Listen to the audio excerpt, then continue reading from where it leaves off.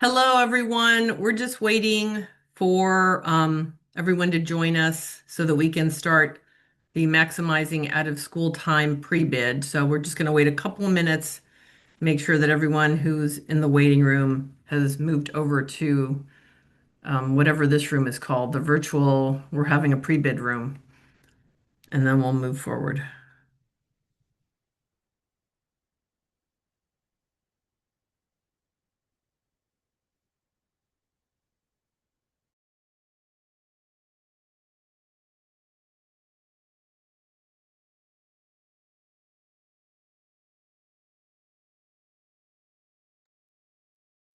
Key, is there anyone else that we're waiting on that you can see? No, everybody's able to come in when they're ready. So the, Okay. the waiting room is wide open now. Okay, wonderful. Thank you. You're welcome. So, welcome to the Maximizing Out of School Time Most Pre-Bid Conference, our one of two pre-bid conferences. My name's Maria Juarez. I'm the Chief Program Officer for CSC, and just wanted to just give you some high level information. Remind you all that we are in a cone of silence. So what that means is that this is your opportunity to ask questions about this RFP. When the pre-bid closes today, you will have an opportunity to submit questions through the CAP system, and you can submit questions until November 21st at 4 o'clock. So at that time, after that time, the opportunity to submit written questions will also close. And then what we're going to do is we're going to take the questions and answers from today's pre-bid and then the questions that you submit in writing and create a question and answer document. And that document will be posted in the CAP system by December 5th. That document supersedes this pre-bid meeting. So what that means is you're going to ask us questions here. We're going to answer them as we're completing that Q&A document. If there's additional detail that we can give you to assist you in your application, we're going to add that to the Q&A document. So please reference that Q&A document. Make sure to go back into the CAP system, review the document, and you're going to see the most updated information in that document. So we talked about the cone of silence, the pre-bid, and then the other something that I want you all also to keep on your schedule is we're having a pre-bid on December 4th specific to the budget. So please make sure that the team members who are responsible for creating the budget come to the budget pre-bid on December 4th. That's really important. Okay. So I am now going to turn it over to Dr. David Kenton to introduce himself and to give you a little bit of additional information. Thank you so much, Maria. Good morning, everyone, and thank you all so much for being here with us today. My name is David Kenton, and I am the Chief Operating Officer here at CSC Broward. Maria is gracious enough to give me a few minutes to share with you all just kind of some of our internal expectations around applications and procurement and execution of contracts moving forward. So here at CSC Broward, some of you may be familiar, we have a system we refer to as CAPS, which is an acronym for the Contract Administration and Procurement System. So this particular RFP, the procurement will take place in our CAPS system, along with our contract will be set up in this system and execution of this. And so I wanted to just come on and let you all know that we'll be utilizing this for the procurement, the contract, the execution, and for those who are awarded, the expectation is that this system will also be used going forward. All right. Thanks, Maria. Thank you, David. Are there any questions so far about what we've talked about? We're going to go through the procurement document, um, but wanted to see if there were any questions about the cone of silence, the the posting of the Q&A document, anything like that. No? So now I will turn it over I would tell you guys who I'd turn it over to if I could find my agenda. So I expect that whoever's next on that agenda, I have like five things open at the same time. Don't do that when you're about to do a pre-bid conference. So It's me, Maria. I can wonderful. get Thank you, started. Tricia. Good morning, everyone. My name is Trisha Dowell. I'm one of the assistant directors in the Program Services Department, and I'm going to go through just some general information. We're going to start on page 24. If you have the RFP document in front of you, I'm going to skip over the cone of silence because Maria covered that. So starting on page 24 with the pre-bid conference. So Maria did cover some of this, but I just want to reiterate that these are your only opportunities during the pre-bid conference to have live interaction with us.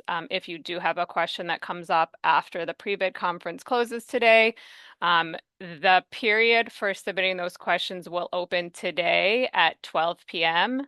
and it will be open until Friday, November 21st at 4 p.m.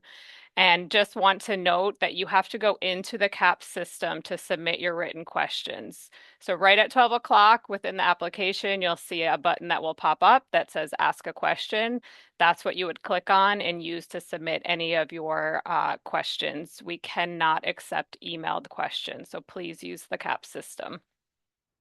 And as Maria said, a response to all of the questions from today and the written questions will be posted in CAPS in the attachment section by November the 5th.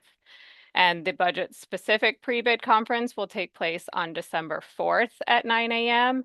And that Q&A document will be posted in CAPS by December the 12th. Okay, moving on to page 27. You're going to see a section about the terms of agreement. So the programmatic staff is going to go over the terms of agreement in a little bit more detail, but I just wanted to focus on that second paragraph regarding our core contract. And you will be able to find our entire core contract template in attachment 6. And we just want to make it clear that the terms and conditions of the CSE core contract are not negotiable. So please ensure that you read the core contract and you're comfortable with what's in there. Please ensure your organization and any relevant staff have reviewed that core contract and your organization is prepared to implement it as written, because again, it's not negotiable. Moving on to page 31, the conflict of interest. If you believe you have a conflict of interest as an applicant, you must disclose the existence and the nature of that conflict. In the actual application for funding, when you're completing that, there is a specific question about conflicts of interest, and it'll go into further detail about what a conflict is, and this is the avenue you would use to disclose any conflict of interest you may have. And then on page 33, I just want to touch on the application rating tools. So the rating tool is what the raters will receive and what they're going to use to review and rate your application. So we always recommend that you review that rating tool and compare it to your answers and ensure your answers are within the parameters of the rating tool. And the rating tools can be found in the attachment section. There are 6 separate rating tools because there are 6 separate applications for funding. So if you are applying for one of the particular applications, you can find that rating tool in the attachment section. So just to go over the 6, there is most inclusion year-round, most special needs year-round, most inclusion summer only, most special needs summer only, inclusion supports, and catch. So again, these are 6 separate applications. If you would like to apply for more than one of them, you will have to complete an application for each one. And then we're going to go backwards a little to page 25. I know David spoke a little bit about the CAP system. I just want to point out a couple more items. There is if you have not used our system before to apply, if you're new to it, there is a video available on the CSE website and within each of the applications under the attachment section on how to navigate the CAP system and how to complete your application. If you do have any technical questions on how to use the system, you can submit those to the CSC Help Desk, which is helpdesk@cscbroward.org, and that is written within the RFP, and you can see it on your screen right now. But again, it's helpdesk@cscbroward.org. This will be available up until the due date of the application, which is January 13th at 4 p.m. We do try to answer any help desk questions as soon as possible, but of course we can't guarantee an immediate response, and the help desk is open during business hours. So please keep that in mind as you plan out the completion of your application. And also within the CAP system, when you start your application, it's going to ask you for someone that you designate as your proposal contact. This is the only person who will be contacted if there's a cure for that proposal. So there's two different cure periods, one for fiscal cures and one for the application cures. So please ensure that whoever you're putting as your proposal contact is someone who will be available during those cure periods, because there's typically a very short turnaround time for cures. So we want to make sure it's somebody who knows that they're the proposal contact and is available during that time period. This is also the person who will be sent the information for the applicant interview. So they will be sent the day and the time of the interview. So please choose this person carefully. And then finally, if you have not logged into the Nexus system, which is the overarching system, whether you use it for CAPS or for SAMUS, if you haven't logged in over a year, your account has likely been deactivated, because if there is no activity in 365 days, the system will automatically deactivate you. If that's the case, when you start to go into the system to work on one of these applications, if you have been deactivated, please just simply send an email to the help desk and your account will be reactivated. Is there any questions about the items that I spoke about?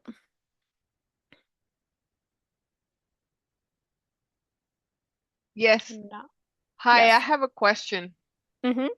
So I created the our application, and while I was doing it, it asked me if I wanted to add other staff, and I was kind of in a rush and in the middle of other things, so I didn't. I just wanted to get the financial thing done. And now when I go back, I can't figure out a way to add other people.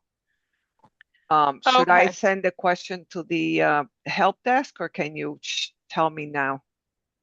Yes, just going off my memory, when you're in your application, there's a pod on the right side that shows who the authorized users are. You should have like a little pen icon, I think, that allows you to edit that section, and you should be able to add there. So if you want to give that a try, and if it doesn't work, you can send a ticket to the help desk and I can look more into it. Thank you. You're welcome. I have another question. If you've never used the CAP system, can you still access the RFP? Because I'm having trouble accessing it. Yes, you can access it. And at the end of this pre-bid, I'm going to just give a little bit of a demo on how to access it from the CSC main page. So if you want to stay on, I'll show you that process. Okay, thank you. You're welcome. Any other questions for me? That worked, by the way. Okay, perfect. Thank you, Irie.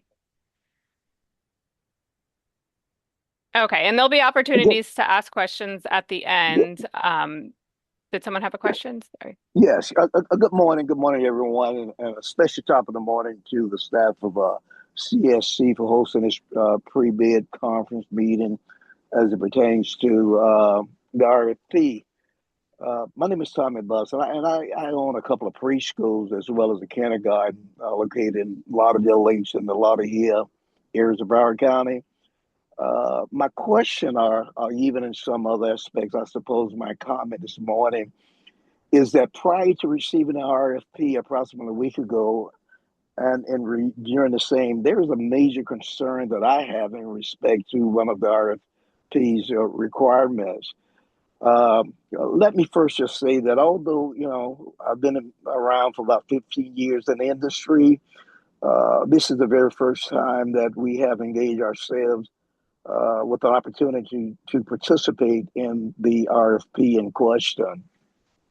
The concern that I have is that one of the criterions that needs to be met or fulfilled is that if an entity has a gross revenue that exceeds $500,000, then the submission of an audit is required of that particular entity. Unfortunately, or perhaps fortunately, my firms fit in the category that exceeds the $500,000 threshold. With that being said, I was not privy of the said requirements, and because of such, and with time being of the essence, because the same has to be submitted prior to December 11th of this year. This has placed my business in a precarious situation.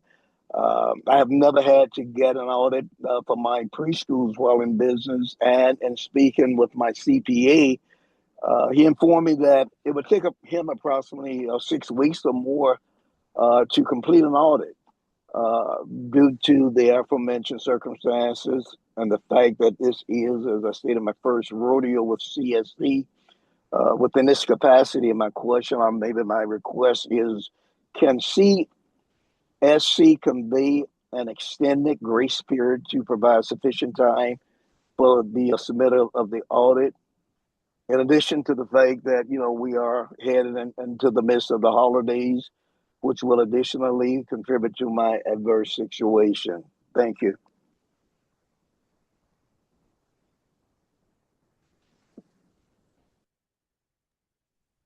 Mr. Betts, you are correct. That is a requirement for CSC. And we will answer your question in writing in the pre-bid Q&A document that will be posted by December the 5th. Okay, thank you. You're welcome.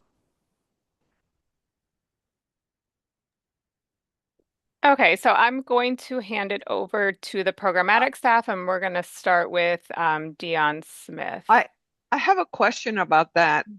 Organizations in that situation, are they able to get a fiscal sponsor?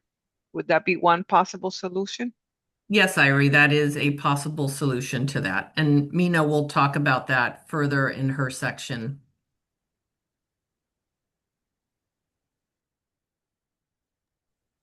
Okay, good morning, everyone. Thank you for taking time to come and meet with us today. My name is, again, Dion Smith. I'm the Director of Program Services. I'm going to walk you through a couple sections of the RFP, starting with the timetable. Right now, we're in the Bidders Conference, as you all know. Maria referenced it earlier that on December 4th, we will have a second pre-bid that is specific to the budget aspects of the RFP. So please put that on your calendar and share that with your fiscal folks so that they can join and understand the expectations for creating and submitting your budget. As we referenced earlier, the question and answer period will open immediately following the closing of this pre-bid conference, and you will have until, I'm sorry,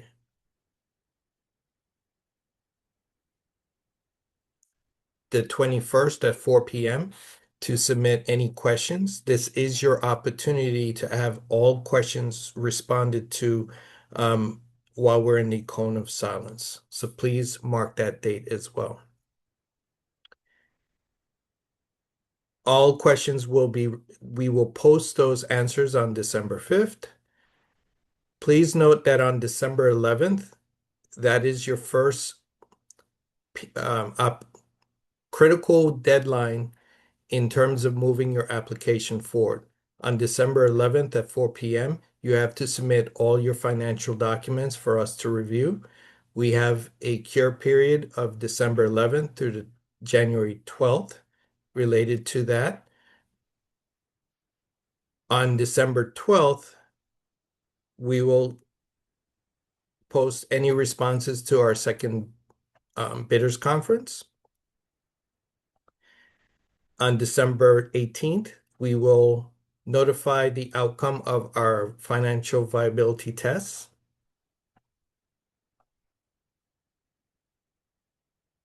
And if you are required to have a fiscal sponsor, January 7th is that deadline for you to submit your fiscal sponsors at financial statements for review and consideration. Then the other no exception deadline is the application deadline, which is January 13th at 4 p.m. Please, please, please make sure that you're working focused on getting your applications in ideally well in advance of the deadline. As Tricia stated, we have a helpline to help with technical items. However, we cannot guarantee that we can move on it as soon as it comes into us.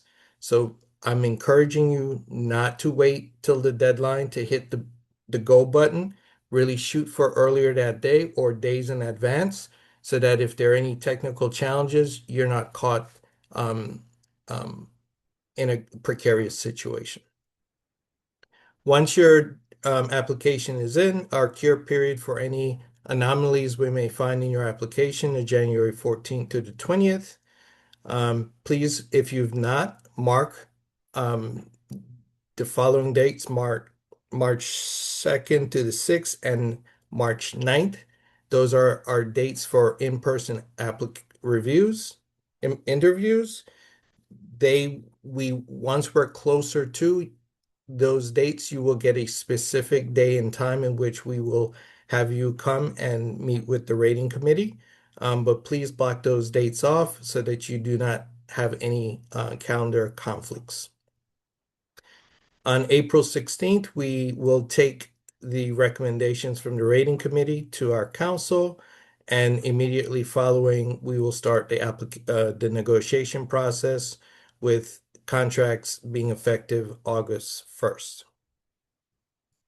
I'm encouraging again to everyone, take time to put calendar reminders on your Outlook or whatever calendar system you utilize so that you do not miss any of these important dates.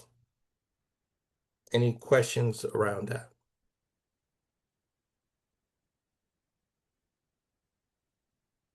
Okay, hearing none. I'm sorry, I do have one question. Sure. For the in-person interviews, if there is a key member of the grant writing team that is unable to attend an in-person, will there be a virtual option available in cases where one individual from the team is not able to make it in person? Maria, Tricia. We'll answer that in writing. Thank you. You're welcome. Okay. Any other questions? Okay, hearing none. Moving on to who may apply. Make that a little bigger for me. All right, perfect.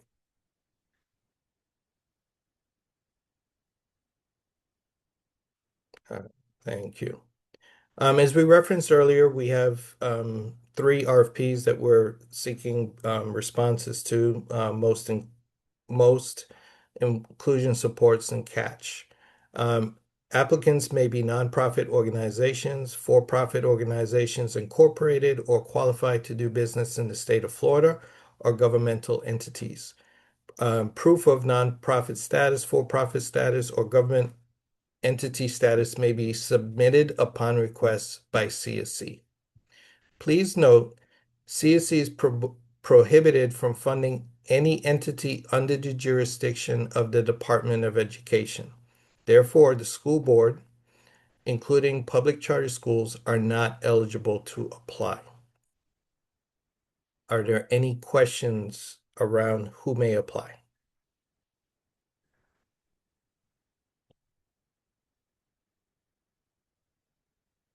Okay, hearing none. Moving on to statement of desired populations. So the areas that we're looking to procure fall under 2 goal areas here at CSC. The first one is goal 7, which is to improve the availability and quality of out-of-school time programs to promote success of children in economically disadvantaged neighborhoods, with our desired outcome being economically disadvantaged children in Broward County will have safe, supervised, fun, and productive out-of-school time experiences. The other is under Goal 10, which is physical, developmental, and behavioral needs, strengthen the continuum of support for services for children with special physical, developmental, behavioral needs. With our desired outcome is families with children with developmental, physical, or behavioral health conditions have access to support services and safe, supervised, and productive out-of-school time experiences that maximize life outcomes. We are seeking to provide programs to children that will, can we move up, please? Provide year-round, sorry. Let's go down. The other way, sorry.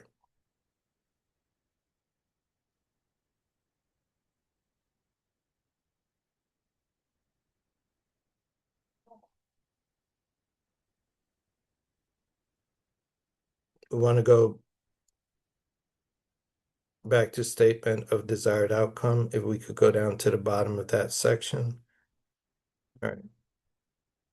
So we're seeking proposals that provide year-round or summer-only programming for elementary-age children 5 and up to include 12-year-olds enrolled in the 5th grade, which will provide safe and positive environment and academic achievement, support social and physical development. We go to page 6.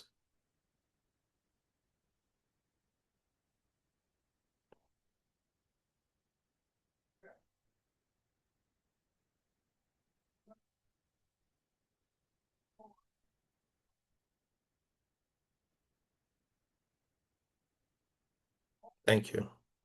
And strengthen children's relationships with adults. We also want to procure services that provide year-round and summer-only programming for children with special needs age 3 and up. We're also looking to procure services that provide training, coaching, and mentoring to all out-of-school time providers to further inclusion and in the out-of-school time setting. And then finally, provide year-round training to all out-of-school time providers and implement the Catch Kids Club curriculum. Within that, we have approximately 35.6 million set aside for most inclusion for fiscal year 26-27. We are looking at 3 years, a 3-year renewal period, and we're expecting multiple awards countywide. We also have set aside let me correct. Most inclusion and special needs, we have 35.6 million set aside. We are also have budgeted $130,000 for an organization to provide effective inclusion supports, training and coaching and family navigation services for children for services for 26-27. This too will have up to 3 renewal periods, and we are anticipating one award. And then finally, we have set aside $55,000 in budget for an organization to provide the Catch training curriculum training for fiscal year 26-27, again with up to 3 renewal periods, and we anticipate one award under that RFP. Please note that as with all our funding, funding and renewals are based upon availability of funds. In the event that property tax decline, CSC reserves the right to reduce or eliminate the funding. Any questions around who may apply and our budget set-asides? Yes, just one question about who may apply, please. Sure. So we are not a public charter school, we're a private nonprofit, but we are based in Miami-Dade County.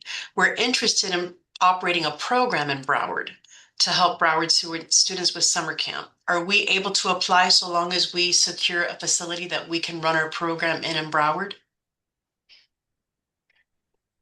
Yes, Okay, thank you. you're welcome.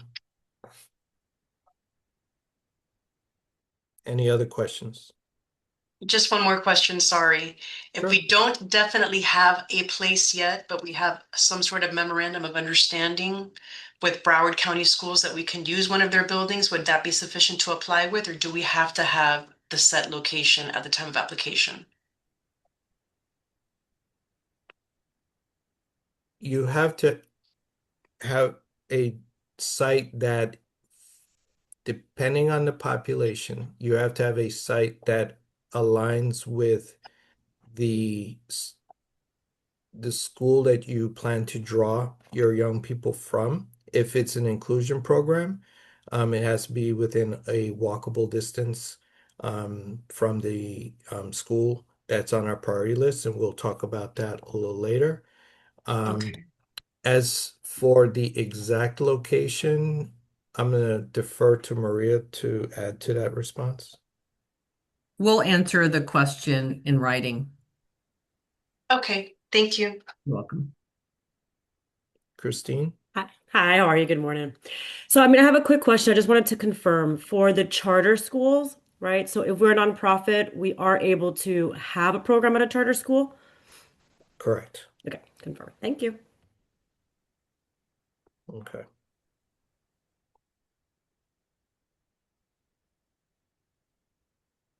All right, page 6, desired population.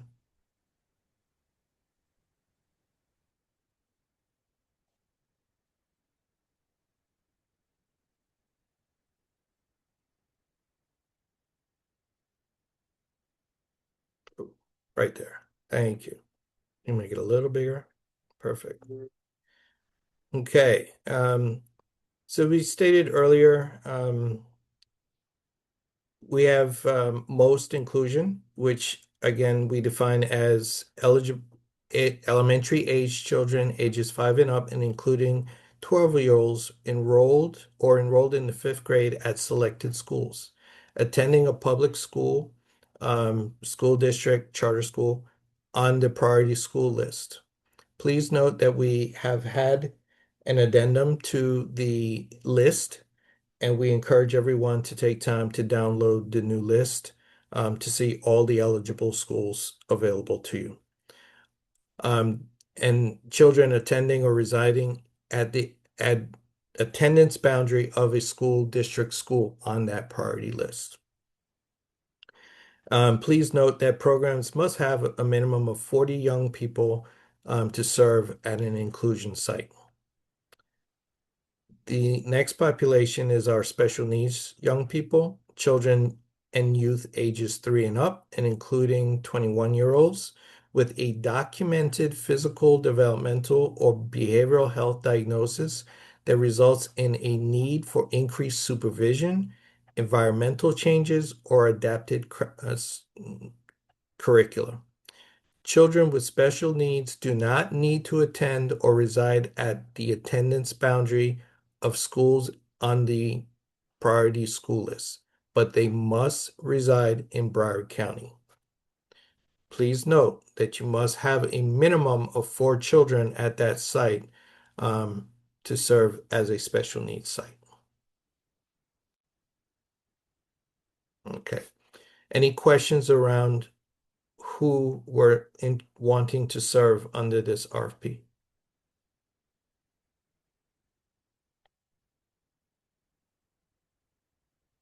Okay. Want to just reiterate for everyone, we have updated the priority school list. And so please take time to download the new list so that you're working with the most accurate information moving forward. With that said, I'm going to turn it over to Liza to talk to you about program parameters. Good morning, everyone. I'm Liza Khan, one of the Assistant Directors in Program Services, and I will be providing an overview of the program parameters along with details for both the school year and summer components.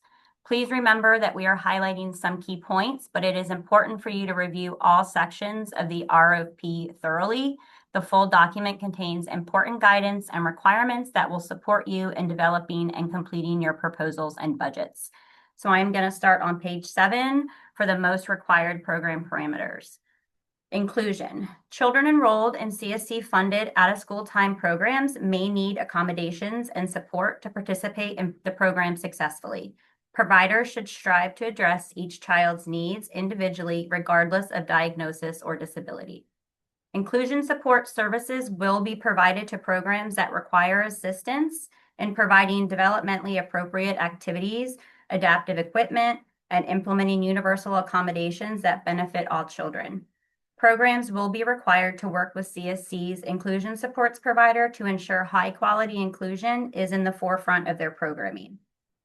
Through CSC's inclusion supports program, no-cost training and funds are available to offset the cost of such services to providers.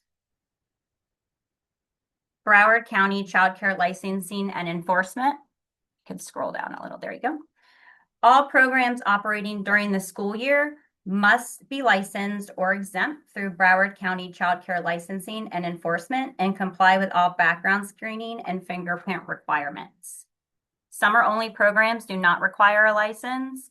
All year-round applicants must submit a copy of their current child care license or letter of exemption from Broward County Child Care Licensing and Enforcement for each proposed site. We have more details on page 8 around the licensing section. Just one more note I will make about that. Providers with programs serving children with disabilities ages 3 to 5 must have a licensed director on site at all times. Operating on Broward County public school sites. For a provider to be eligible to offer out-of-school time care on a BCPS campus, the provider must receive approval from BCPS by applying to their Child Care Services procurement. For more information regarding this, the contact information for BASCC is on page 8 of the RFP. Memorandum of Agreement. All providers proposing community sites must obtain a memorandum of agreement if the site locations are not under your direct control. To be considered for funding, you must identify the proposed sites and receive authorization and approval to provide services on that site. Broward County Public School site fees. Your budget should align with the School Board of Broward County attachment. It's attachment 27 to the RFP with the fees for the before and after school care that they charge to providers. Please include those in your budget. All providers using school sites must obtain a principal authorization letter, which is attachment 26 in the RFP, for each site, which authorizes the school to host a CSE-funded most inclusion or special needs program. A signed principal authorization letter does not guarantee the provider will be selected to serve the school. Identifying a site. In order to be considered for funding, providers must identify a program site and obtain documented authorization and approval. Funding awards are contingent upon confirmation of the site availability. If you're proposing multiple sites, agencies need to submit site-specific program staffing and related budget information for each site location. Moving on to the days of programming. For our most year-round programs, they're required to operate a minimum of 180 after-school days and 6 non-school days per school year. A non-school day would be a teacher planning day, a holiday, or other district-wide closures. Page 10. For our summer-only programs, it is a minimum of 8 weeks or 38 program days. We do utilize a sliding fee scale in our most programs, and providers must utilize it, and it will be disseminated during contract negotiations. Collected fees shall be deducted from the invoice as third-party payments. These fees may be waived based on documented individual circumstances, and all waiver approvals must be authorized by the provider and clearly documented in the child's file with a written explanation. For family fees, the providers may charge a one-time registration fee to families participating in the most after-school or summer programs. All registration and membership fees must be deducted from the provider's invoice as third-party reimbursement. Exclusions. Children participating in other after-school programs on the school campus cannot be duly enrolled in any CSC most programming without approval of the CSC. This includes school year and summer programs. School readiness providers. Providers that have an Early Learning Coalition funded school readiness contract must assess families for voucher eligibility and request reimbursement from the ELC for qualified families. Child to staff ratios. Most programs are required to maintain a maximum staff to child ratio of 1 to 20 for kindergarten through 5th grade. For children with disabilities, ratios must be adjusted based on the individual needs of the population served. A teacher to child ratio of 1 to 40 may be implemented. However, the overall staff to child ratio still needs to be consistent at 1 to 20. So now we're going to move on to our most school year required components. The first one is homework assistance and supplemental activities. Proposals must demonstrate that homework assistance and supplemental learning activities will be provided for a minimum of 1 hour each day, Monday through Thursday, under the direct supervision of a qualified teacher. All teachers employed by most programs must meet at least one of the following requirements. They must hold a current or expired teaching certificate from any state or country, have a minimum of 2 years of active K-12 teaching experience in an educational setting, verified by a letter from the school or other documentation, or have completed the first 2 years of a 4-year teaching degree, verified by current college transcripts. Proof of compliance with this requirement must be contained in the employee's file. Homework completion must be the primary focus of the academic hour, and if a child completes homework in less than 1 hour, staff must provide engaging supplemental activities instead of worksheets. There are a list of supplemental activities examples on page 11, but there are more that you can think of moving forward. Number 2, physical fitness and our Catch Kids Club curriculum. Proposals must demonstrate that physical fitness activities are offered for a minimum of 30 minutes each day in the school year. 3 days of the week, the Catch Kids Club curriculum or another structured fitness curriculum must be implemented, but on the other 2 days per week, providers have a choice of free or structured play activities of their choosing. Catch Kids Clubs should reflect a variety of activities, encourage active participation for all children, regardless of skill level. The fitness component should be fun, engaging, and promote teamwork and cooperative play. The cost of purchasing the Catch curriculum and supplies should be included in the proposal budget as curriculum costs. CSC will offer no-cost Catch curriculum training to applicants who are awarded funding. The free or unstructured play activities on the other 2 days of programming should follow the Let Us Play model, which is more detail on page 12 with examples that you can include as well. Healthy snacks and meals. Providers are required to provide the children with 1 afternoon snack daily. Providers must apply to the after-school meals program, which provides reimbursement for nutritious suppers and snacks served at eligible after-school program sites.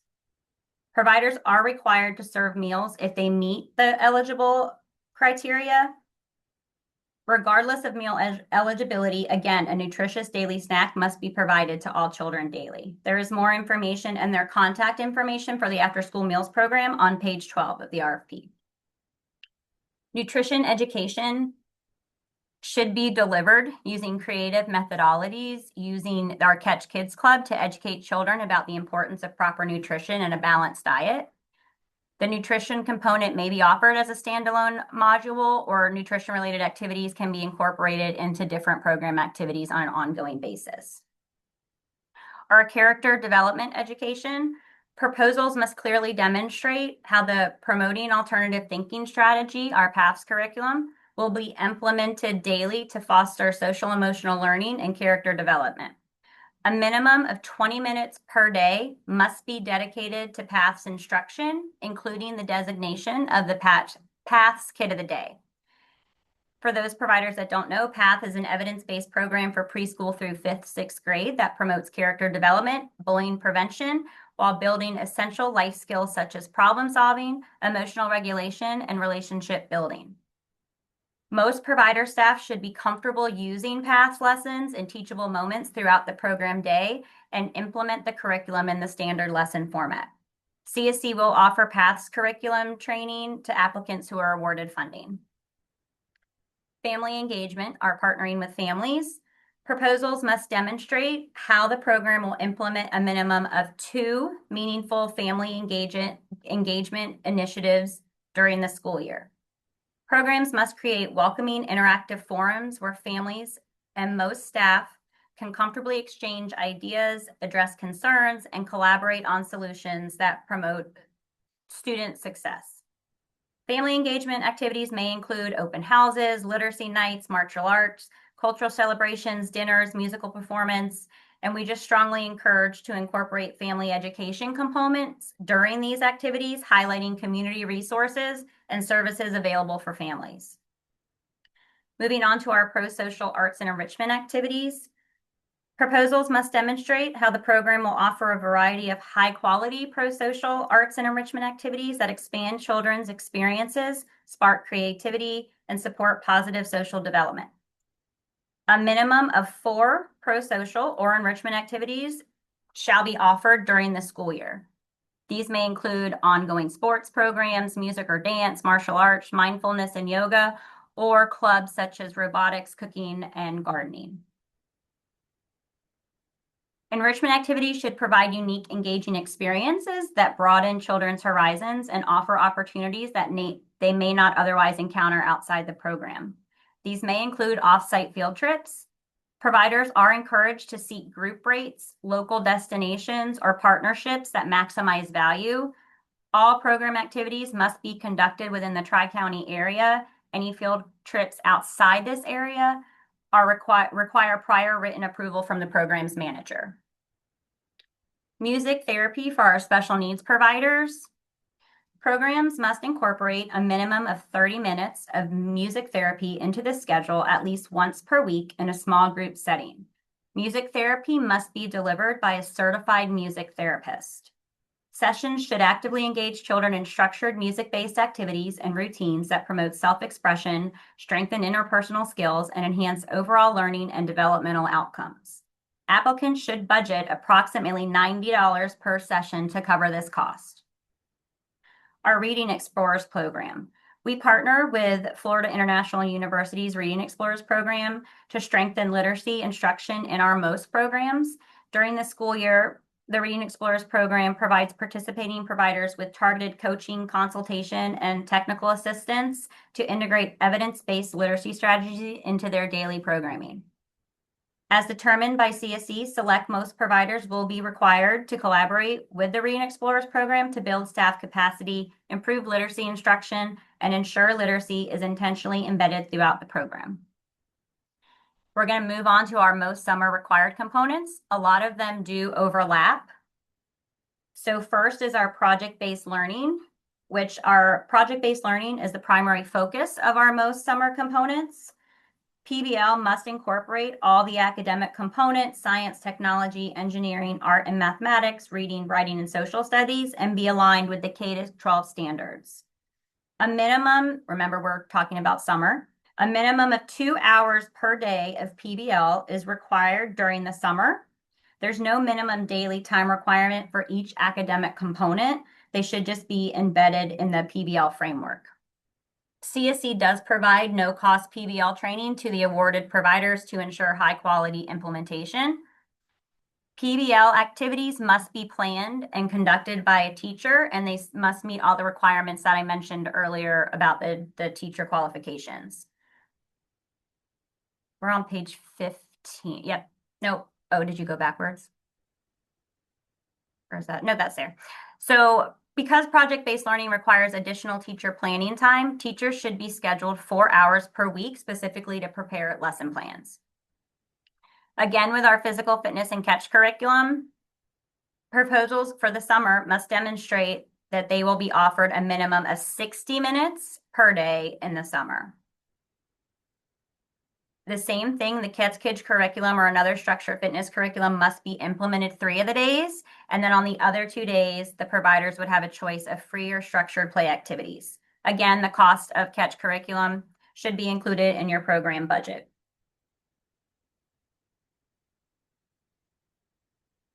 Can you scroll down to healthy snacks and meals? I already went over that. So for healthy snacks and meals for the summer, providers are required to provide the children with a daily breakfast or morning snack, lunch, and 1 afternoon snack during the summer. Providers must apply to the Summer Break Spot program. And there's more information on page 16 on how to do that and who to contact. The reimbursement of the daily afternoon snack of $1.25 per child must be included in your program budget for summer. Again, around the nutrition, education, and Catch Kids Club, nutrition education should be delivered, or it could be a standalone model. Our character development education, we still do that in the summer. It is still our paths, and it needs to be 20 minutes per day for instruction and the paths kit of the day. Next page, under family engagement. During the summer, we implement 1 family engagement activity during the summer. The same examples that I gave earlier, it's up to the provider to decide how you're going to do your family engagement pieces. Pro-social arts and enrichment activities and field trips.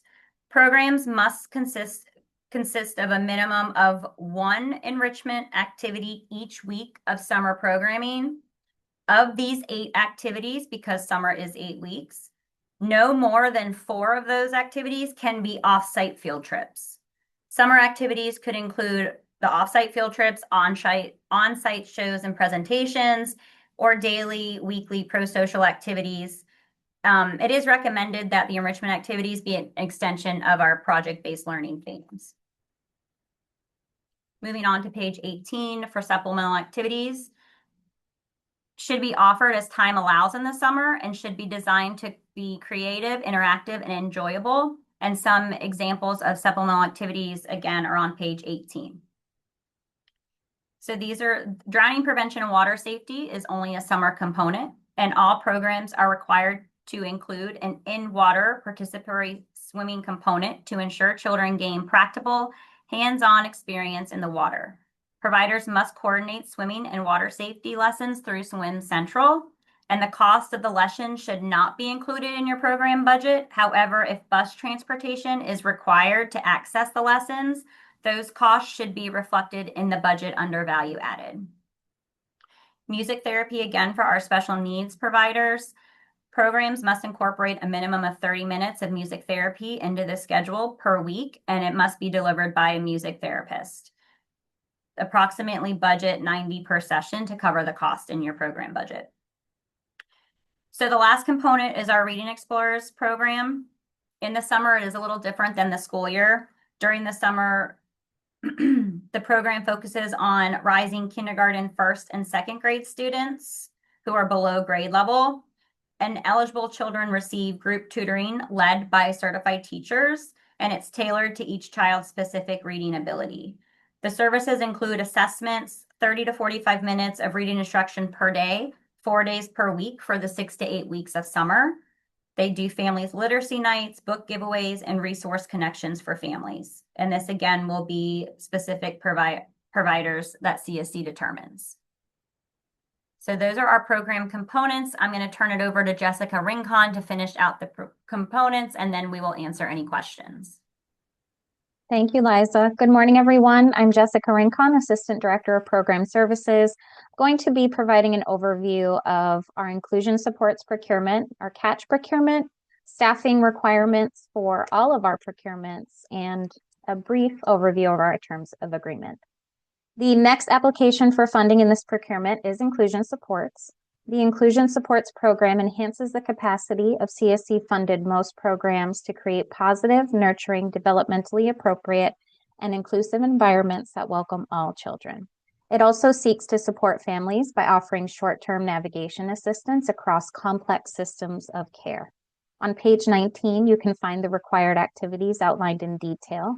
However, a few key responsibilities include collaborating with MOST providers to assess each site's unique inclusion readiness, providing informal small group coaching and individualized technical assistance for programs supporting children with unique needs, including help with accommodations or modifications, and developing and delivering relevant training for MOST providers and the broader community. Now that we've covered inclusion supports, let us move to the final application for funding, including in this procurement, which is the Coordinated Approach to Child Health, also known as Catch Kids Club, which you've already heard a lot about today. So this program focuses on increasing MOST providers' capacity to deliver an active and healthy, fun environment for all children through the Coordinated Approach to Child Health curriculum. The desired population for this program includes all MOST providers implementing Catch. And on pages 19 and 20, the required activities are outlined in detail. However, a few of the core responsibilities include preparing and delivering all Catch trainings, securing air-conditioned host locations throughout the county to host the trainings, as well as offering training on weekends and other non-school days as agreed upon. Now let's shift from program-specific applications to the staffing requirements that apply to these programs. On page 20, Staff Recruitment and Retention, Section L, outlines the expectations for hiring and maintaining qualified staff. Providers should hire individuals who can form strong, positive connections with children and provide positive behavior supports and respond appropriately to their developmental needs. Programs should also ensure that staff reflect the cultural and linguistic diversity of the communities they serve and can respond sensitively to the individual needs of all children. In subsection A, the RFP outlines teacher requirements and qualifications. Please pay close attention to the documentation requirements. Teachers must meet one of the listed qualifications, and documentation must be on file before staff begin working with the children. In subsection B, background screening, all staff who have contact with children must comply with level 2 background screening and fingerprinting requirements in accordance with DCF requirements, as well as school-based programs must adhere to the screening requirements established by Broward County Public Schools. So CSC will reimburse the cost of background screenings, mandated service hours, and some child care licensing fees at CSC's discretion.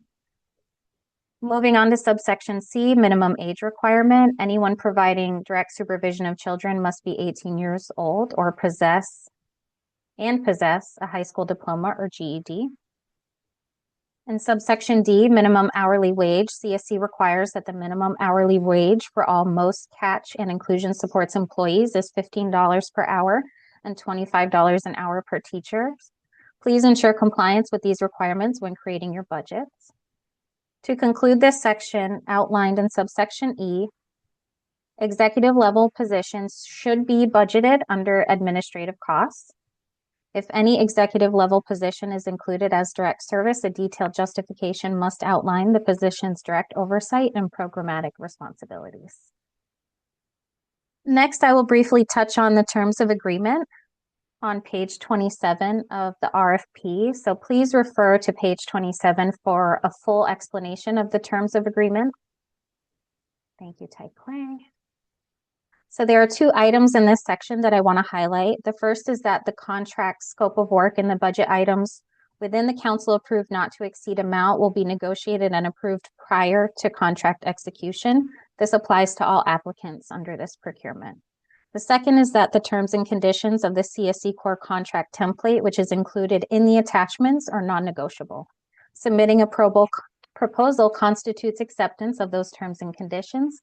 So please ensure that your team, including your legal team, reviews those items before submitting your proposal. The individual contract terms, as you see on the screen, for MOST Inclusion Supports and Catch are outlined in detail on page 27 and 28 of the RFP. Please refer to this section for the contract terms of agreement for your respective application. And lastly, some of the research and supporting literature that helps shape this procurement is included in attachment 17 for your review. Perfect. And now I'll turn it over to Travis Johnson, Assistant Director of Research and Planning. Oh, before I turn it over, I think we need to take some questions. Let me pause there. Darcy, I see your hand. Hi, good morning. Where can I find this document? I've been searching for it. Has it been distributed yet? I will go through at the very end and just show how you can navigate to this from the website, from the CSC website. Okay, thank you. Mm-hmm. I have a question.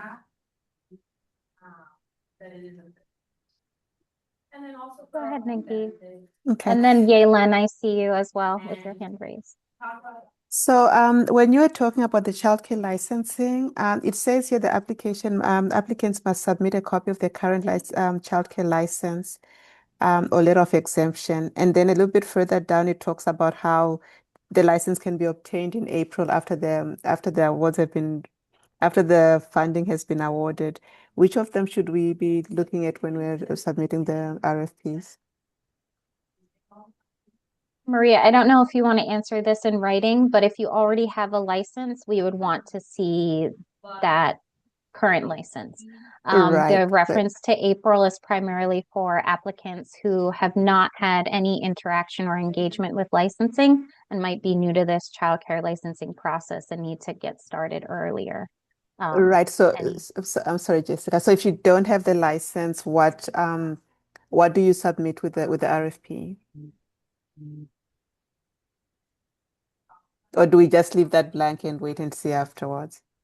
No, Yeah, I think we should answer that in writing, Maria. No. Can you explain a little bit further the question, just so I can understand your question further? There's a site that you want to propose. Right. So is it a school board site? Is it a not school board site? No, it would be a private site. So It's a private site. Right. So Okay. we want to expand from being a summer only camp, which we haven't been required to provide a childcare license before, and to doing all year round, which would mean that now we'd need a childcare license. But then we don't have 90 days to do that application right now. So what do we submit when we submit? Do we submit our DCF licenses or do we just leave that without? Okay, so Nikki, we'll answer that in writing. And you're specifically asking about a non-school board campus. Yes. Yeah, the community site. Okay, we'll answer that in writing. All right, thank you. You're welcome. I believe Yalen and then Gary Chin. Good morning. I just have a quick question, similar to the previous question that was asked, but this is in regards to the before and after school RFP. That RFP has not been released yet. Is there a deadline for CSC for us to submit? Is there a grace period? Can we do it after the current CSC RFP deadline is submitted? So if I understand your question, you're saying to us that you are interested in providing services on a school board campus. Correct. You're not currently an approved vendor by Broward County Public Schools to do this service. Correct. Okay. So it would be Broward County Public Schools would need to release their vendor procurement, and then your organization would need to be an approved vendor to be allowed to provide services on Broward County Public Schools. And CSC does not control when that procurement will be released. Thank you for that information. My question is more related to your RFP. Are we required to submit the documentation that we are approved by before and after school during your RFP period? Or can we do that afterwards, since we do not control before and after school RFP and deadlines and timelines? We're going to answer that in writing. Thank you. Next question, Mr. Gary Chin. Hi, it's actually Marissa and Gary. Oh, hey, Marissa. How are you? I just had a quick question about on page 13 under the character development education. So we're doing the PATHS curriculum now, but when we go to the PATHS program information, it takes us to what is now a MOSI training. And it talks about the PATHS kit of the day, which we don't see in that training. So I just want to make sure we are moving to that emoji training and doing that curriculum moving forward.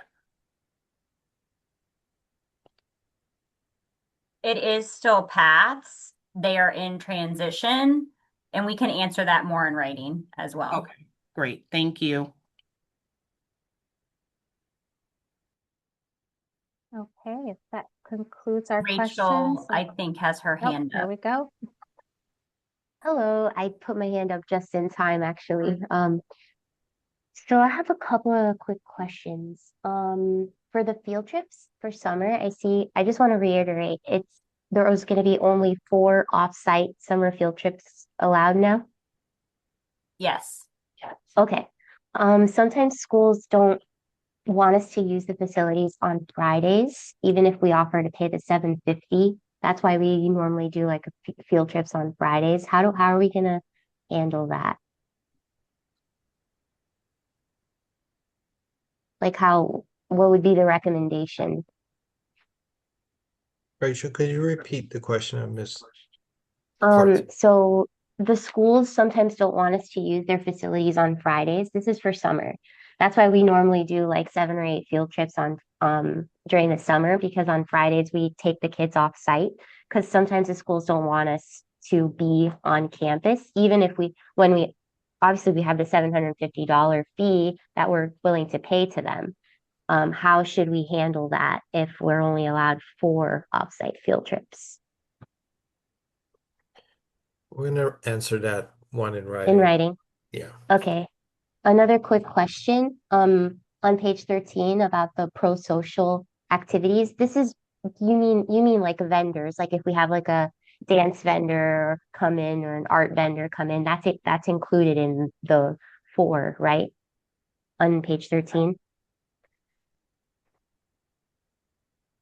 The pro-social activities. Yes, you mean to have them come in and do an event with the children? Yes. Yes. Okay, cool. Just wanted to make sure that was part of that, the 4 pro-social activities. And then also my last question, I'm sorry. On page 20, I see something that says that CSCA may cover costs of background screenings, but I thought that was rolled into the units, or like we always put that under like 1,600 because it's rolled into the units. Is that changing, or like cost reimbursement type of thing, or just curious? I don't believe so, Rachel. It's still a programmatic expense that we expect to see in expenses. We just want to make sure that applicants are aware that they can include that cost in their budget. But if there's any change, we will provide an answer in writing as well. Sounds good. Thank you very much. Appreciate it. And Rachel, just to touch a little bit, and we'll answer it in writing in more detail, but when applicants are approaching principals to ask if they're interested in having a MOST program on their site, at that time, it's incumbent on the applicant to explain the expectations of the program. So the expectation is you will allow us on campus on Fridays. And if the principal says, no, I don't want anyone on campus on Friday, that might not be a site for a MOST program. Gotcha. Okay. And that's definitely an expectation that we let them know. And it's even in the, when we do the facility usage agreement, we always have, the full week, but there's times where we've had principals at certain schools that just change it and they say, oh, we're doing construction or we're doing cleaning, and then we have nowhere to go. And then we have to like quickly grab the kids and take them on a field trip. So that's the only issue that I'm referring to. But thank you for that information. You're welcome. And yes, we understand that sometimes there is construction in the summers that could impact. And then on those one-off situations, we'll work with the funded agency to figure out what to do at that point. Sounds good. Thank you, Maria. Appreciate it. You're welcome. Yannick? Shanique, you have a question?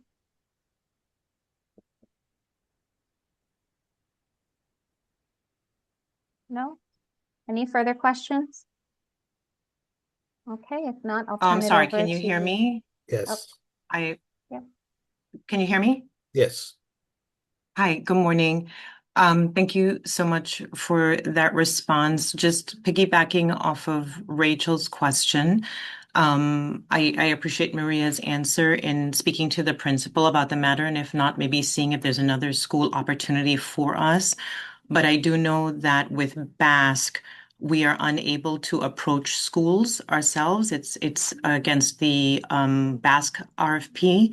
So to be in compliance with Basque. So maybe as you guys are thinking about the some more guidance for us on how to manage those, that could be put into consideration as well with how we manage Basque, since we're not allowed to procure sites ourselves and approach schools. So we hear what you're saying. That is, Broward County Public Schools before and after care have a set of guidelines for approved vendors that they establish and enforce.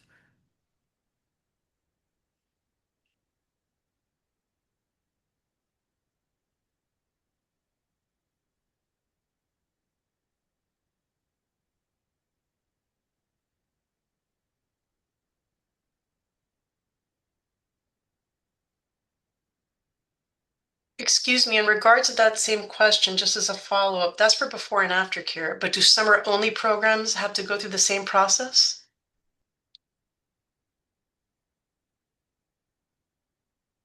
You know, Susan, we'll Yes. Meg, that's a yes. Yes, Yeah. there is, yeah. If For they're anyone to operating, be on the campus providing right. those services, they must be an approved vendor. Yep. Okay, thank you so much.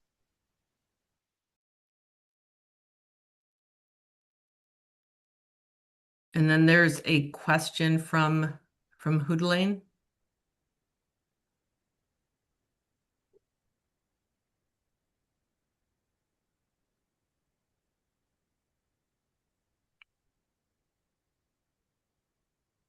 Hoodlane, while you're potentially trying to unmute, I know sometimes the unmute button doesn't want to unmute. I did want to go back just a little bit to who may apply. Susan, you had asked a question. I wanted to make sure that we clearly understood your question.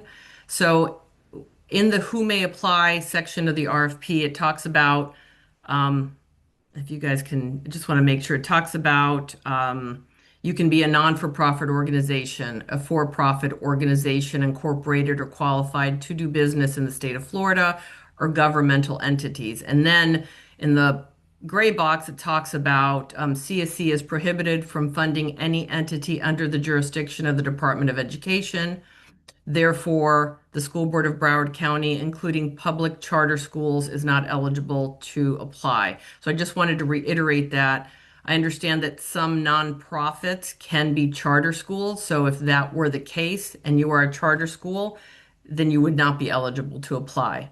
But if you are a nonprofit who happens to want to provide services at a charter school, then you are Right. eligible to No, apply. thank you for the clarification. We actually are a private nonprofit, and we are looking for a site in Broward to provide a summer-only program for students with autism and other disabilities. So Okay. I guess we need to go through that procurement process with Broward County Public Schools to find a site that they will let us use. You're not limited to a Broward County school site. I'm sorry, could you repeat that? Your program doesn't have to operate on a Broward County school site. Oh, yes. No, I understand that we could also use like a faith-based organization or something else, but we're specifically looking to see if we can partner with Broward County Public Schools. We'll look at Understood. other options too as well. Okay. But that's why I had asked before about the procurement process to know that if we are looking at a Broward site, then we would have to go through that procurement process. Yeah, if you're looking at a Broward County Public School site, you'd have to become a vendor under Broward County Public Schools before and after care if you're not already a vendor. As far as the public charter school sites, we can answer that in writing if they have a process that you would need to apply to in order to be allowed to provide services on their sites. And to become a vendor for Broward County Public Schools, is that procurement process open now? Not currently. Yeah, it's not currently open. Okay, thank you so much for the clarification. You're welcome. Hoodelaine, did you have a question? Excuse me? Are there any other questions? Oh, no, thank you. That was great. You clarified everything that I needed to know. Good, glad to hear it. Thank you. Okay. Thank you everyone for your questions. I know he's waiting so patiently, so I will now turn it over to Travis Johnson, Assistant Director of Research and Planning. Good morning, everyone. My name is Travis Johnson. I'm one of the Assistant Directors in the Research and Planning Department. I'll provide an overview of the Performance Accountability section. You can read this in more details on pages 21 through 24. With results-based accountability model, we use results-based accountability model to evaluate our programs. It's founded on 3 questions: how much did we do? How well did we do it? And is anybody better off? We also view the data collection cycle as an opportunity to learn and improve services while doing the work. Attachments 9, 10, 13, and 16 contain the proposed performance measure matrices. We employ a range of methods to assess performance. In most and special needs, we focus on safety, academic performance, social interaction, and project-based learning. Inclusion supports looks at satisfaction with coaching, achieving goals, and demonstrating knowledge. With Catch, we look at demonstrated knowledge and provider satisfaction. We require data to be entered into our database delivery system, and we review this data regularly to ensure it is entered in a timely manner. We also review a selection of hard copy documentation during our program performance review to ensure that it is completed in accordance with business rules and accurately entered into the database. Do you have any questions for me?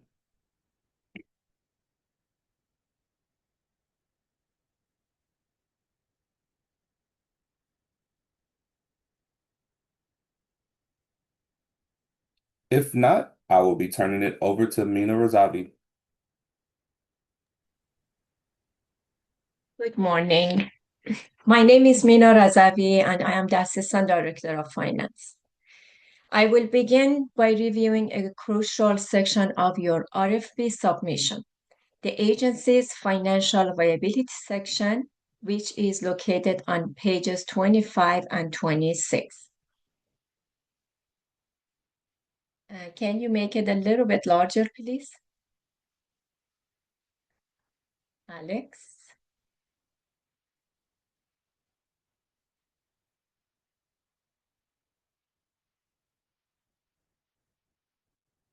Thank you. Your agency's most recent audited or reviewed financial statements that cover the latest fiscal year end must be submitted in caps before submitting the RFP application. The financials must be submitted by Thursday, December 11 by 4 p.m. Based on the audited or reviewed financial statements submitted, CSC will perform the financial viability test, which determines the maximum funding that may be awarded to an agency. Before we continue, let's explain the difference between reviewed and audited financial statements. Page 36 and 37.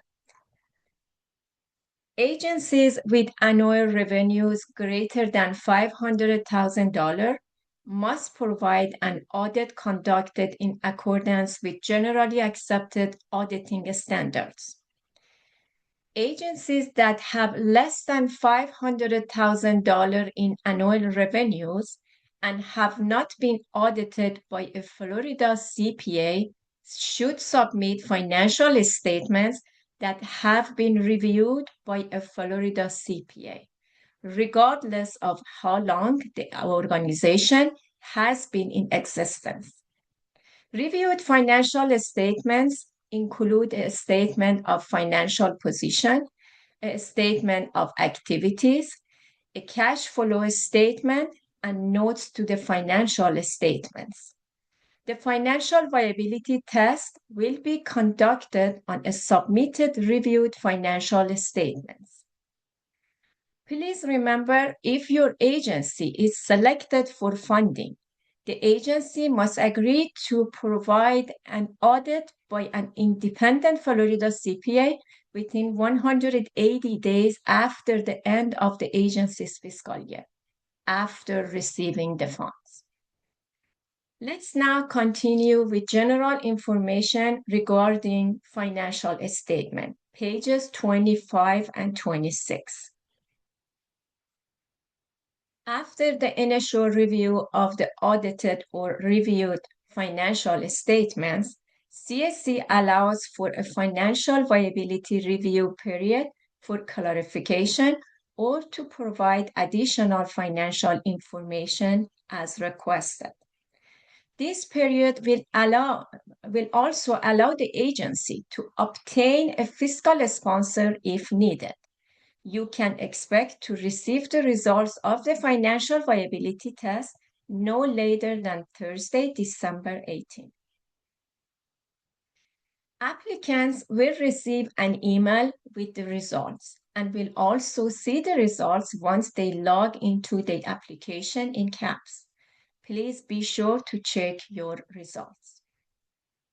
If you are currently funded by the CSC and have already submitted your agency's most recent audited or reviewed financial statements to the CSC, you must indicate this by checking the appropriate box in CAPS in the agency financial viability section. If you are currently funded by the CSC and utilize a fiscal sponsor, or if the CSC does not currently fund you, but you already know your agency will require a fiscal sponsor, you do not have to submit your agency's financial statements. However, you must indicate the agency is using or will be obtaining a fiscal sponsor by checking the appropriate box in CAPS in the agency financial viability section. Let's now give you information about fiscal sponsor, which you can read more in detail in pages 39 and 40. CSC will provide an unrestricted fiscal sponsorship fee directly to a fiscal sponsor to help offset the administrative costs incurred by the sponsoring agency. The fee will be up to 7% of the total funds awarded to the sponsored agency, not to exceed $25,000 annually. This fiscal sponsor's role is to receive and administer funding provided by the CSC, act as a capacity building resource for the agency carrying out the program activities, and serve as an accountable provider of record in tri-party agreement. Agencies wishing to apply for funding beyond the restrictions resulting from the financial viability test may secure a fiscal sponsor that can pass the annual fiscal test without restrictions. Let's now discuss your budget forms. Attachment 23, 22, and 23 in your RFP package, program budget form.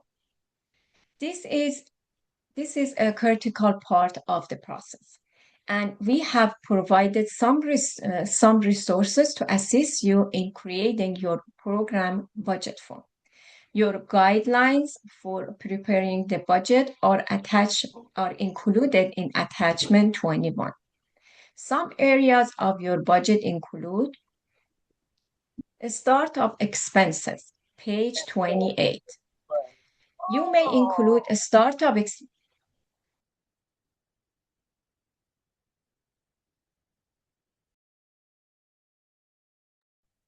Nina, you went on mute.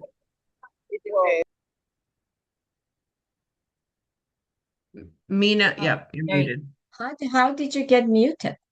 I didn't touch anything. Okay.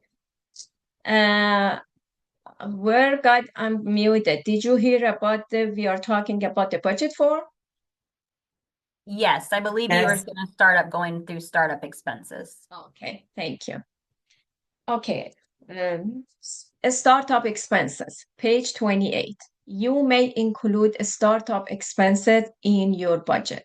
Startup expenses are budget items needed in advance to prepare and start the program. These may include, but are not limited to, hiring and training staff, preparing sites, purchasing materials, furniture, and laptops, and recruiting participants before direct service delivery. Let's now discuss units of service, page 29. Units are expenses that are not reimbursed on a cost reimbursement basis, but are rolled up into unit costs. These are your operational costs. The expenses that determine the unit cost include your salaries, benefits, local travel, materials, and supplies. Once awarded, your contract will identify the maximum number of units that can be billed to CSC. Match requirements, page 30. There is a funding requirement of at least a 5% match for all funding provided through the CSC, as we seek to fund projects that can operate in a fiscally sound manner. Your match can be provided as cash or an in-kind contribution, such as volunteers, administrative overhead, equipment, or a space dedicated to the project. Administrative costs, page 31. Applicants may request up to 12% of the total direct service costs in administrative costs to manage the project.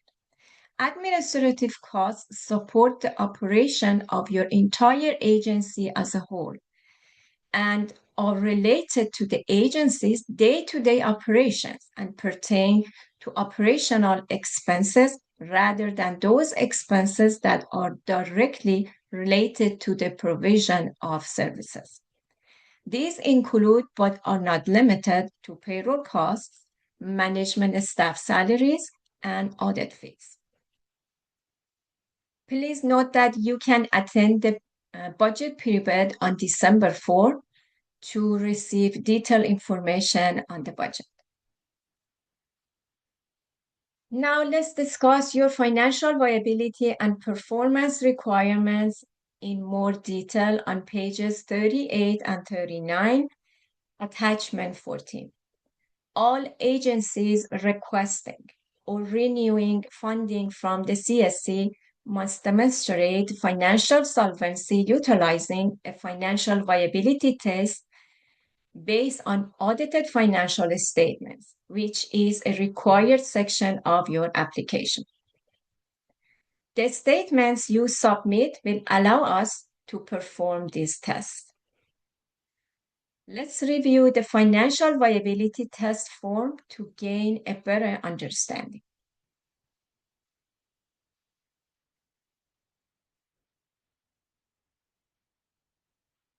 Can you make it a little bit larger, Alex?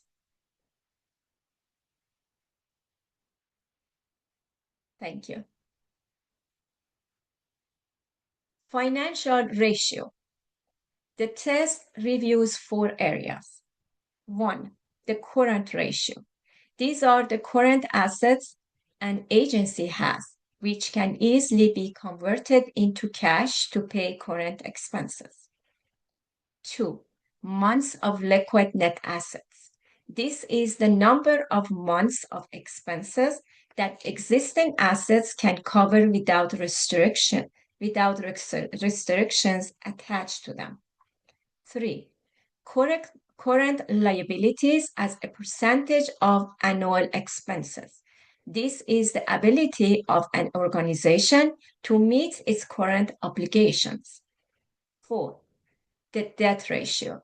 This is the proportion of assets provided by debt.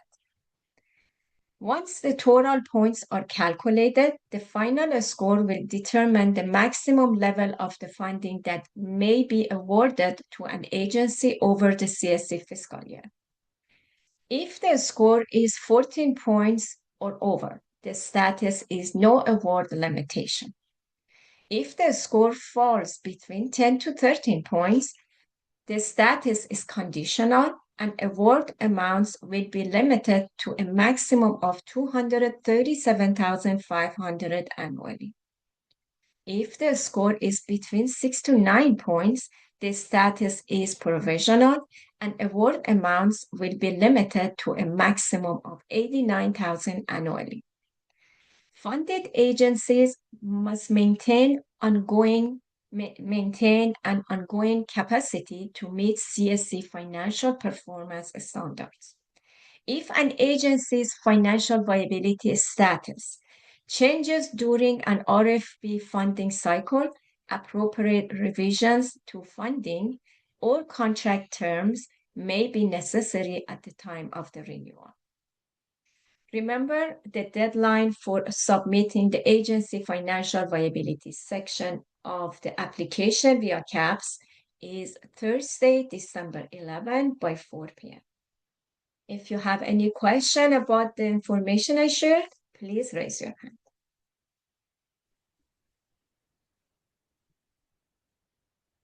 Hi, Mina, it's Kathy. Thank you for this information. I want to confirm because the fiscal viability test says if you're conditional, there's a limit to what you're awarded.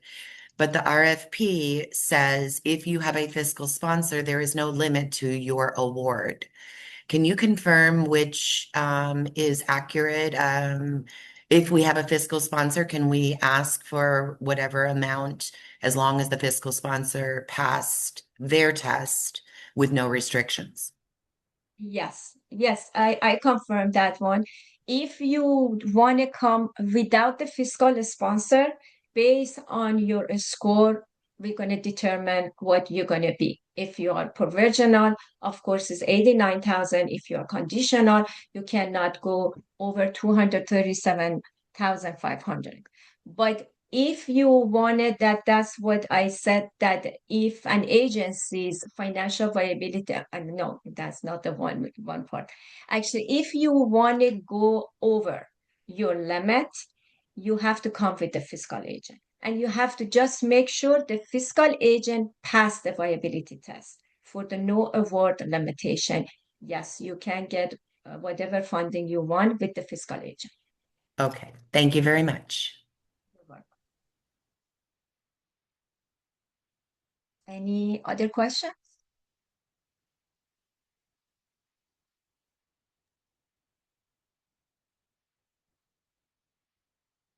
Okay.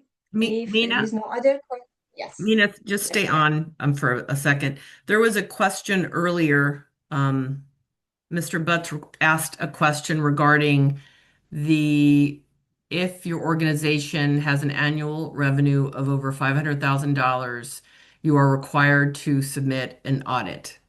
And the question was, one, would that be waived? So that requirement would not be waived, no.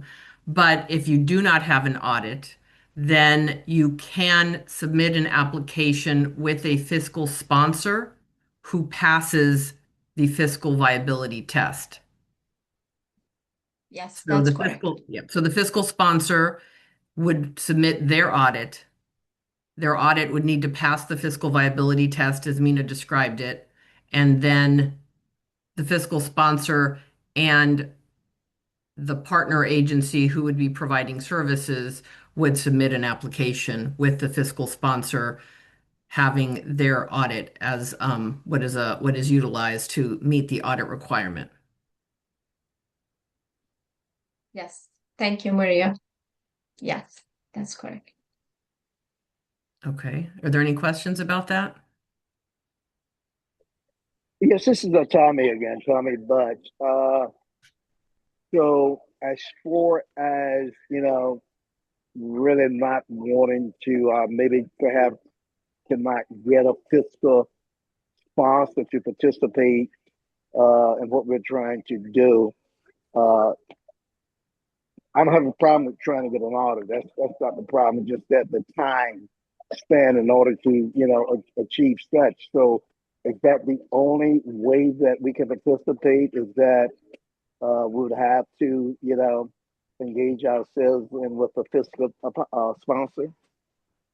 So you would either need to your organization submit an audit or apply with a fiscal sponsor who submits an audit and their audit passes our fiscal viability test. Those are the two paths forward. Okay, at the risk of being redundant, so there cannot be given an extended period to give me time for my CPA to do an audit. Whatever the deadline is for the audit in the RFP timeline, that's the deadline for any applicant to submit their information to us.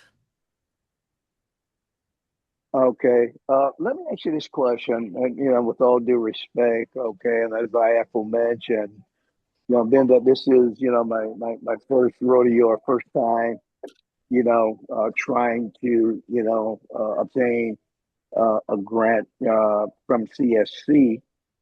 I was just interested in knowing if the information would have, gotten out early, at least for me. I know there's a lot of probably people that's listening, or a lot of different businesses that have gone through the process in the past year, so it would not have been a problem for them because they were privy to what had to be done. Okay, and with me, I was not privy, so so there's absolutely no way that I can you can get an extended period of time to complete the audit. Is what you're saying? Correct. The deadline listed in the timetable is the deadline. I will say that we had an information session on October 14th regarding this upcoming procurement. And at the information session, we did share this requirement so that applicants who were thinking about it knew at least a month ahead of time that this is a requirement for applying to CSC. Okay. All right. Thank you. You're welcome. And I just want to add this one, as we said, if the financial viability, I know you have to come with the fiscal agent or you need to submit your financial statement. But after that, if you have your financial statement, if your status change, your contract, we have a revision to your funding, or we're gonna contract term might change. But to apply, yes, as Maria said, you need to have financial statement, audited financial statement, or you have to come with the fiscal agent.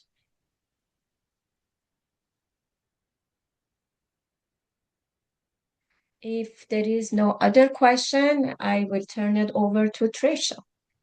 Thank you. Hi again. I just wanted to, as I mentioned earlier, share a couple things with you guys. So let me share my screen. The first thing I wanted to show, I know a couple people mentioned wanting to be able to navigate to the documents or having trouble reaching them.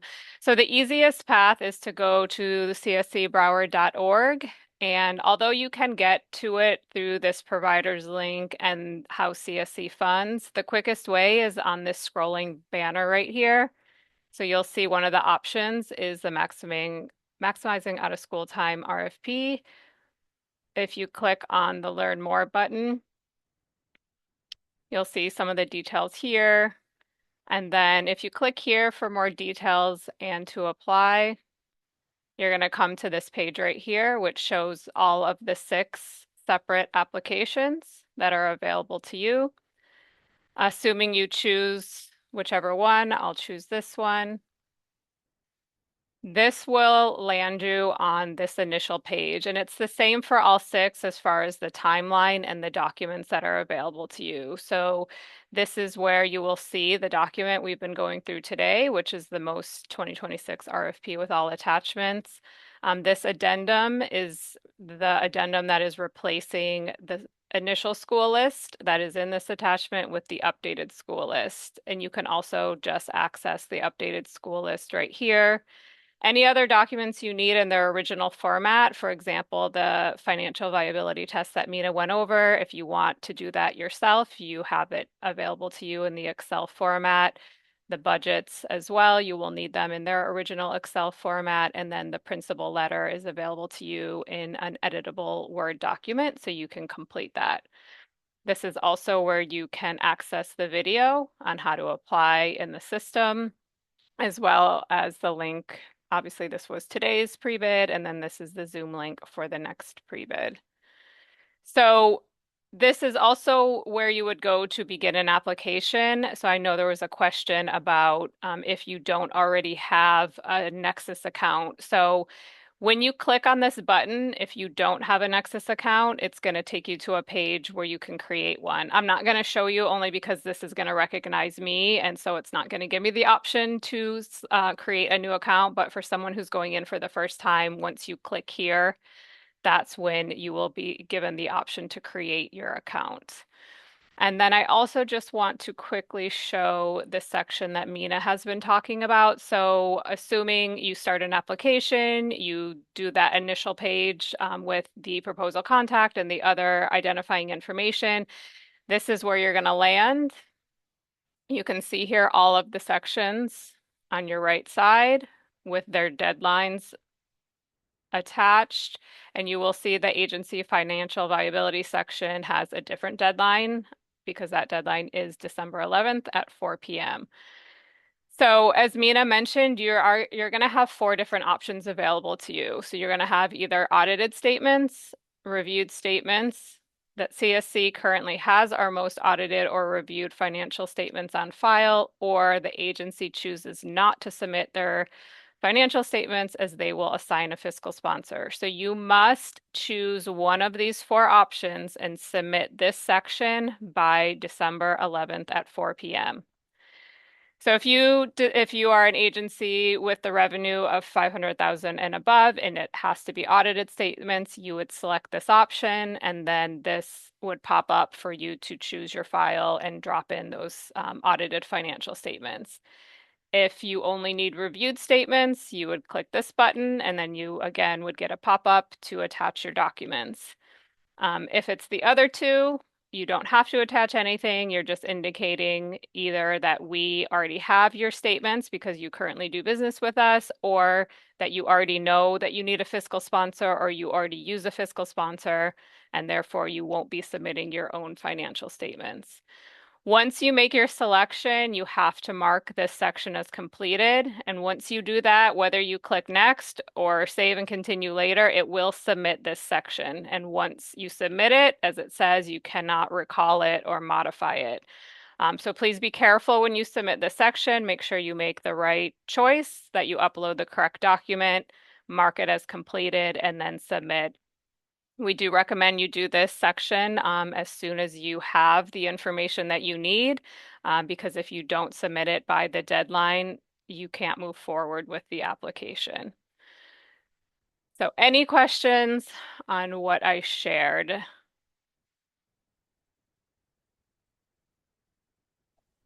Yes. If we've already turned, oh, I got feedback. If we turned in our audit, if you already have our audit, is there nothing else that we need to do? Just click that submit. We don't have to fill out the worksheets or anything. So if you're a currently funded provider with CSC and we already have your financial statements, then yes, you would click the button that says that CSC already has it and submit that section. All right, but we don't have to fill out the financial viability worksheets and submit those. No, actually, nobody has to submit those. Those are for your own reference. That is the test that CSC uses internally. So we provide it to you so that agencies could do the test on themselves so they can get an idea of where they stand. They can see if they might need a fiscal sponsor ahead of time. But you do not, no applicant has to submit that. You only have to either submit your financial statements, your audited or reviewed again, or if we already have them, you would click the button saying that, or you would click the button saying that you're going to get a fiscal sponsor. I just want to confirm that was correct. So our December 11th part is done. That's all we need to do is say, yes, you have it. Done. Thank you. Yes, and submit that section. Yes, it's been submitted. Thank you. Okay. This is Allison with the Y. I just have a quick question for you to understand the process of the fiscal viability test. Once you've hit submit, it shows a submitted date, but the X is still there in red. So does it turn to a green arrow once CSC approves, or does that happen once you submit? No, you're correct. So once you submit that section, it will still show it as a red X because that is CSC's time to internally review it. And then CSC will give you a decision by the December 18th is when you'll have the decision from CSC. But the agency does have to go in and accept that decision. So for example, if the decision is that you are given a conditional amount, you would either have to accept that conditional amount, or you could also at that point choose to get a fiscal sponsor. So even though you've submitted the section, it's not completely done until CSC gives their response and then you accept CSC's response. At that point, it will turn to green, and that would be closer to the time of the application. Again, you have to finish the rest of the application, and once all of your sections are green, it will give you the option to submit it, the entire application. Thank you, Tricia. So that acceptance comes through email or does it come through CAPS? It comes through CAPS. And Mina, can you clarify, do they also get an email? It depends. Usually it goes through the CAP, and I believe CAP sending email, if I'm not mistaken. Okay. CAP sending email, yes. Either way, once you log into the system, once the decision's been given, that's the first thing that the applicant will see. It will show the decision and it will give you the option to accept that decision. Sorry. Yes, I'm sorry. Yep. This is Tanisha again. I just have one more question about being able to access the RFP and the attachments. I did those steps, and when I click on the most 2026 RFP with the attachments, it takes me right back to the login page. So I'm not able to even see the RFP unless I have an account with Nexus. Is that accurate? It shouldn't be. Can you submit a email to the help desk so then I can work with you one-on-one? Okay, we'll do that. Thank you. Thank you. Okay.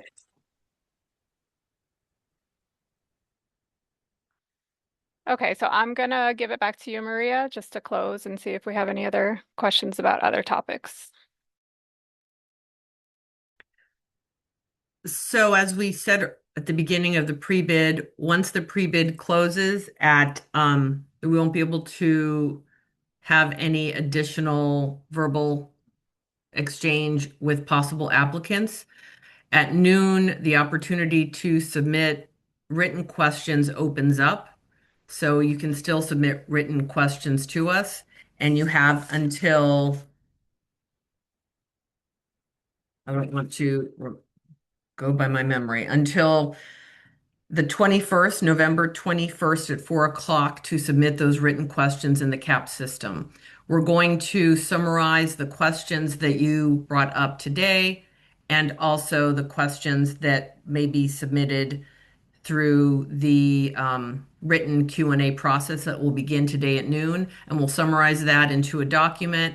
We strongly encourage you to go back into the CAP system and review that document. We'll add additional details if it's helpful for you to understand the answers more thoroughly than what we provided during this pre-bid. We'll add additional details to the Q&A document to provide as much assistance to you as possible. And that document from this pre-bid will be posted by December 5th. And the other, please remember the pre-bid for the budget. That is on December 4th. And please, if you are interested in submitting an application, please make sure that team members who will be creating that budget attend that pre-bid. Are there any other questions before we end this pre-bid conference?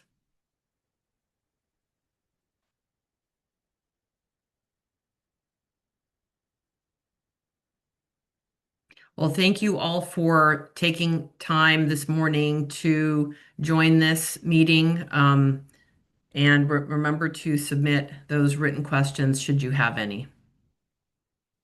I hope you guys have a great rest of your day. Thank you. Thank you. Thank you.